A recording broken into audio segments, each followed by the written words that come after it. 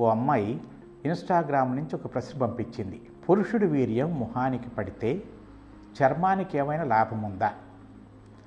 అసలు పురుషుడి వీర్యం ఉంది మొహానికి పడటానికి కాదు కదా, అది దాని పడాలని చోటు వేరే ఉంది.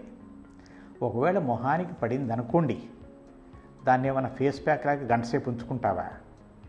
కాబట్టి ఇవన్నీ గమ్మత్తైన అప్రస్తుతమైన ప్రశ్నలు. కానీ సెక్స్ చేయటం వలన చర్మం కాంతివంతమవుద్ది. అందరూ బ్యూటీషియన్ దగ్గరకు పోయి స్టీమ్ బాత్ తీసుకుంటారు, మొహాన్ని స్టీమ్లో పెడుతుంటారు. దాంతో రక్త ప్రసరణ పెరిగి చర్మం అంతా కాంతివంతంగా నవనవలాడుతూ ఉంటుంది.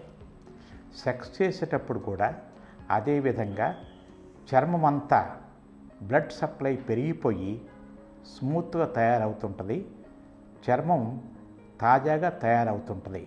కాబట్టి సెక్స్ చేసిన తర్వాత ప్రతి ఒక్క మనిషిని వాళ్ళ మొహాల యొక్క తేడాన్ని గుర్తించి వాళ్ళు సెక్స్ చేసిన తర్వాత సంతోషం పొందారనుకోండి, వాళ్ళకి చర్మ సౌందర్యం పెరిగే అవకాశం ఉంది.